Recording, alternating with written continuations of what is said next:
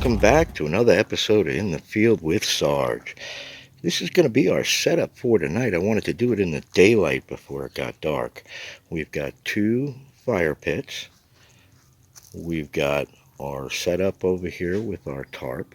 Also tied up on a little bit of a retaining line there is my hammock. That's what I'm going to sleep in tonight. I have another tarp over the side of the rain fly, so later on tonight I can just pull it over and make a nice little shelter. So this episode, what we're going to be talking about were additives into a campfire. Now, there are certain different chemicals and such that we can throw into a fire that supposedly changes the color, so we're going to be testing. This is going to be our control fire, and this is going to be our testing fire. Now, this is a brand new fire pit that I purchased today. This one, of course, is on its way out. It's already starting to rot, so we're going to get rid of that. But we've used the same type of wood in both. We'll get a fire going, and then we'll start adding the different ingredients into the fire and see if it changes the color or what kind of effect it has. Now, we did find this all started from that meme that I posted that I had found about different things you could add to a fire, and I had such a response from all you subscribers about other things that we could add and different things that we could add to keep bugs away and all of that. But for this test, we're just going to stick to the ingredients that are in the meme, and I'll have it up here. There you go. And what we're going to do, since it really didn't specify how to add it to the fire, I'm going to take little paper cups with probably a pre-measured amount, probably around a half a cup. I'll seal it in the cup and I'll just put it right into the fire. And then I'll take another cup that later on we'll sprinkle into the fire and see if that has any kind of different effect. And then we'll do another episode on adding things to the campfire to help keep the bugs away and such. So with that, we're going to wait until it gets dark. We'll get the fire going. In the meantime, I'll get all the different ingredients measured out and in their cups. And we'll get set up and be ready to rock and roll as soon as it gets dark. See you in a little bit.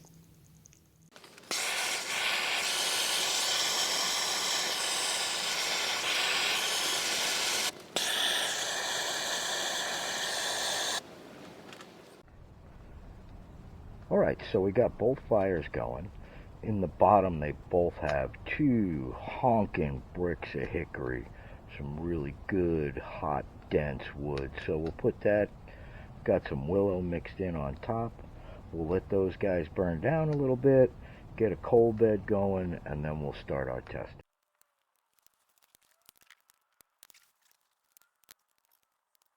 Alright, so here we go. I think we got everything going correctly. Alright, so we had the meme. The meme said to add all these different chemicals and all this different stuff, and it'll make different colors. So we're going to try that. It didn't really say how to add it, so we're going to try just one container, about a half a cup. We're just going to throw it in the fire, see what it does. And then we have about another half a cup that we'll sprinkle in and see if there's any difference. All right, and I think there we go. All right, so the first thing we're going to do is, okay, the first one we're going to do is epsom salt. Okay. And like I said, I got about a half a cup here in a paper Dixie cup. I'm just going to dump it right here in the fire, and we'll stand back and see what it does.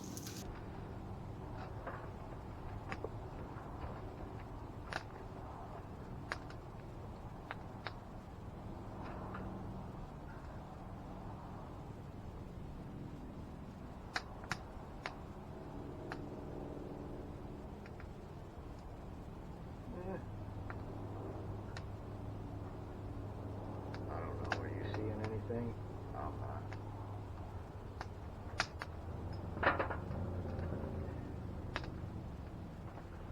epsom salt is burning.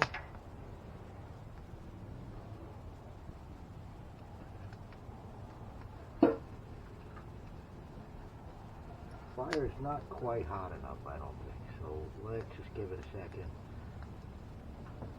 And we'll let that stuff burn.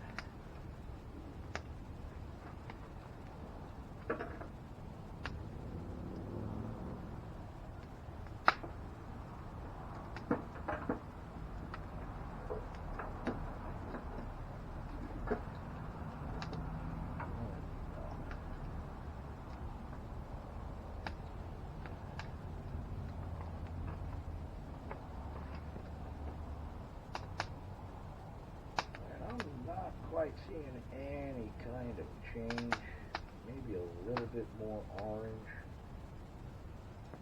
but not really. But we'll let it burn for a sec, and then we'll try sprinkling it in.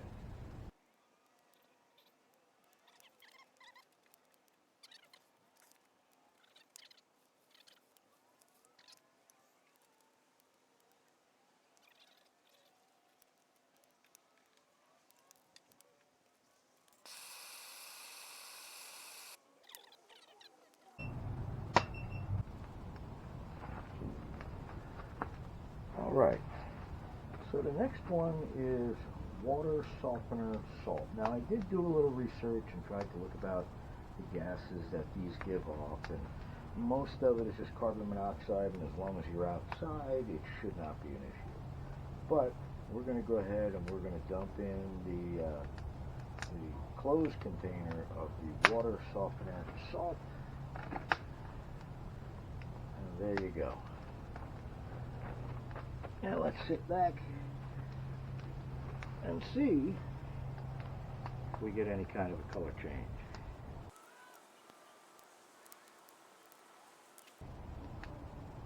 Hearing a lot of fizzing. No real dramatic color change that I see.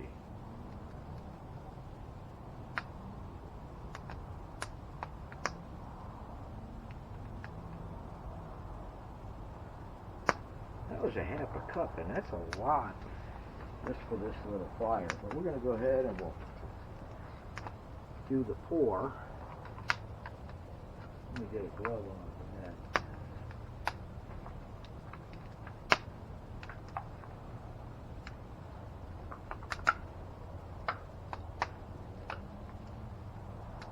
Get rid of the cup. All right.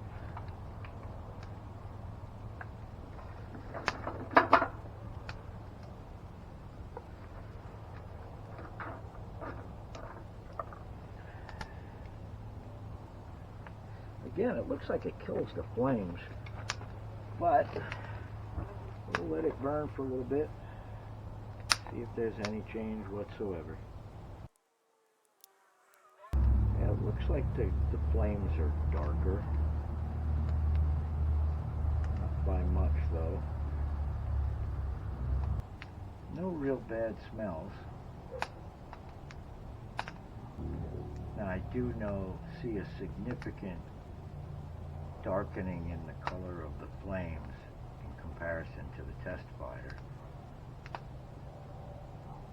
So they do look a little bit more purple, I guess, as they burn, yeah. Nothing to be impressed about, though.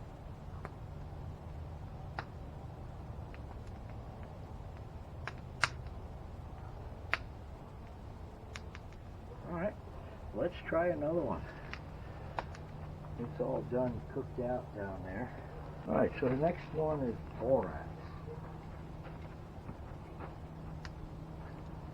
And we'll put on a screen what Borax is supposed to do in accordance with that name, just like every other one. And we'll try the Borax in one solid container. And I'll get out of the way. Oh. Okay, I see a color change. A little bit of red in there, some purple. Yeah, there's definitely a difference in the two fires.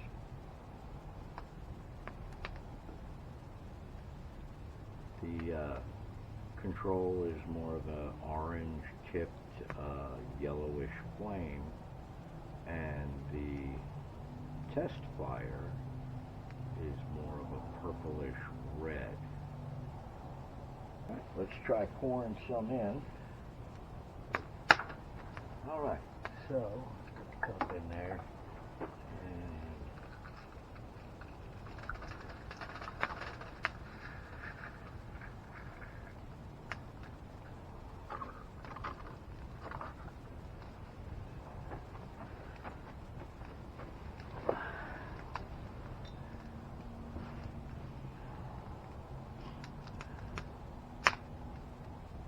I didn't see any change or nothing during the pour. There is definitely a smell. It's not unpleasant.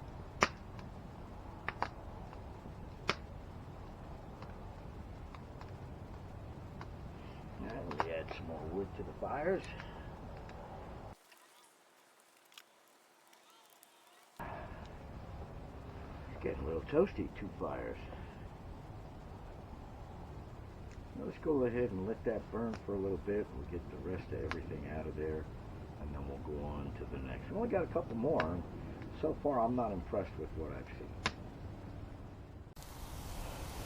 Alright, so here is the flour drop-in. And I'll get out of the way. Well, it definitely flared up. Got some really good flames there. Gonna let the control fire burn down. We can still get the general color of the flames. But I'm gonna let it die down because I'm gonna make some coffee here in a minute. Alright, so the flour flared. And we'll try pouring some now.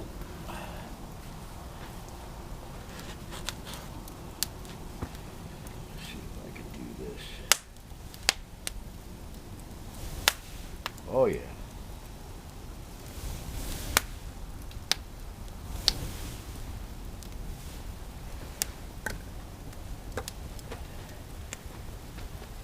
Alright, so we know the flour works for flare-ups. We'll let that cook a little bit. And we'll watch that. I do hear it crackling quite a bit.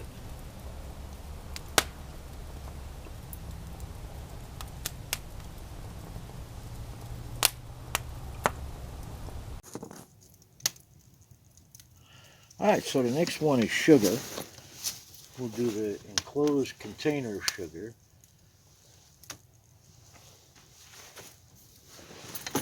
And we'll watch that. I do hear it crackling quite a bit.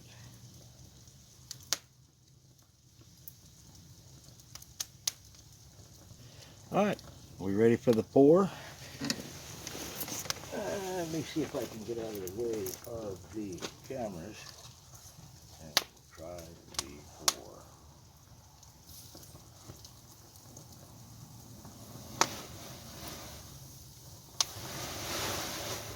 Woo!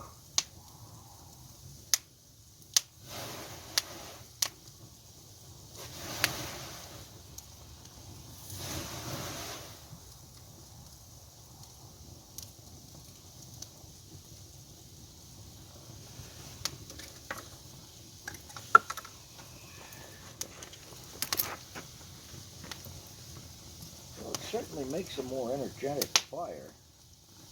You can hear it sizzling and crackling. Alright, so now the next one, I'm going to try one of my own, which is bath salt. Seeing that most of the ingredients were salt based. But I think what we'll do is the pour first. We seem to be getting more of a response when we do the pour. So I'm going to do the pour first, and then we'll see if we can get a color change that way. Alright, here we go. You ready?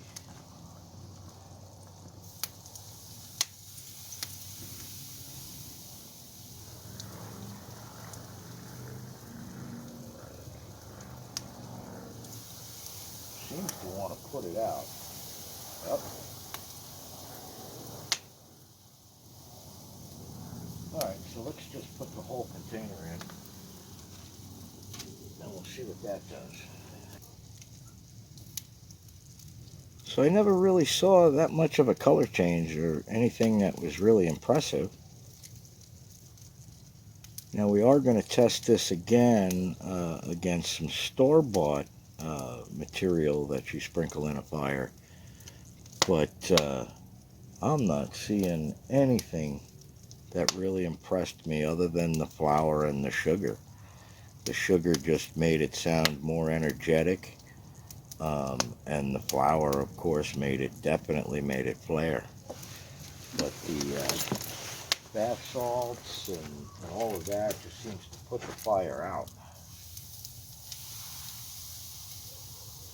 And even when it comes back, I don't see any change in the colors. Yeah.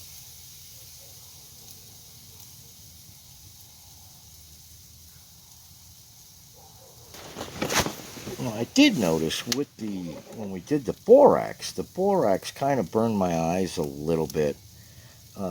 Everything else didn't really have a bad aroma or anything that smelled toxic.